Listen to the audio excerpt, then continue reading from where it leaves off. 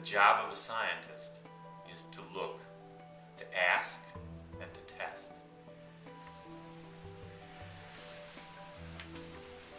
When I was 21, I became very ill.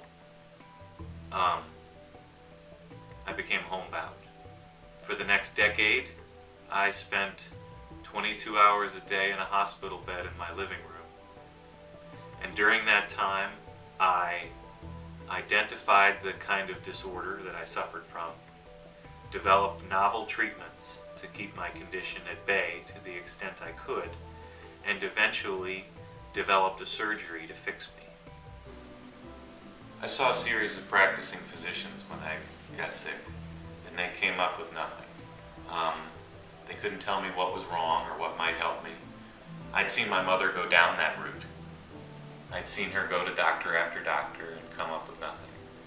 So I decided to cut that path short and approach my problem as a scientist. They had nothing else to offer me, the doctors. They didn't have something specific. It's not this, it's that. The job of a practicing physician is to treat as many patients as possible with the means and methods available.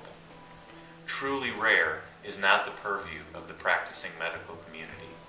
Truly rare is the purview of research medicine. Everything about a scientist comes down to a methodical curiosity.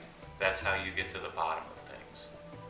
And I came up with the idea that the sympathetic nervous system, the part of the body that controls heart rate, blood pressure, and metabolism, fine-tuning all the time, maybe this thing was malfunctioning in me.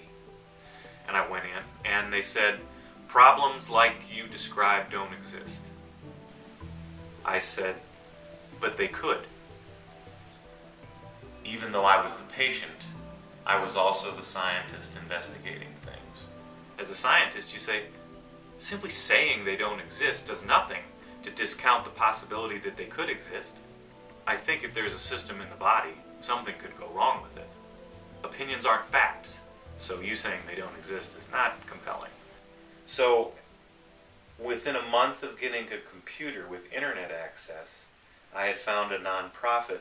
I typed in sympathetic nervous system disorders, and I found a place called the NDRF, the National Dysautonomia Research Foundation.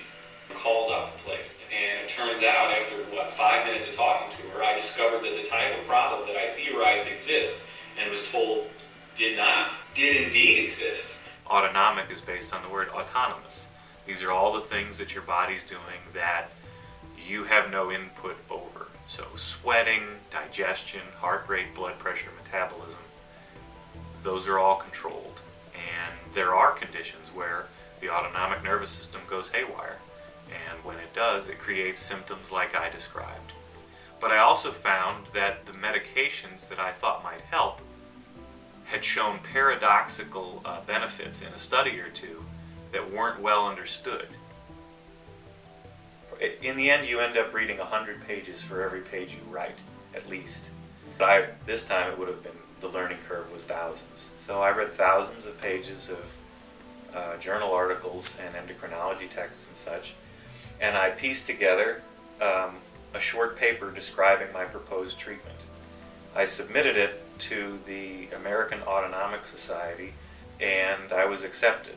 So now I would have a chance to present at an international medical conference. The chance to get into a room with researchers from around the world who research the problems like I have, the problems that lots of doctors told me didn't exist, that was going to be good.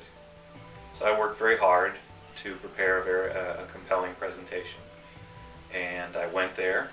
The poster before me was from the Mayo Clinic, and the poster after me was from Japan. And in the middle was me.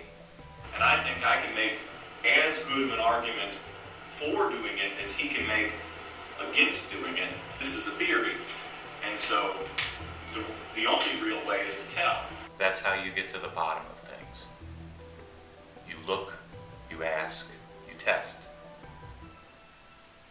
But there were a lot of years in between and a lot of additional clever science. There is no roadmap. What do we do? In the end, I had to bet my life on the operating table, and it paid off.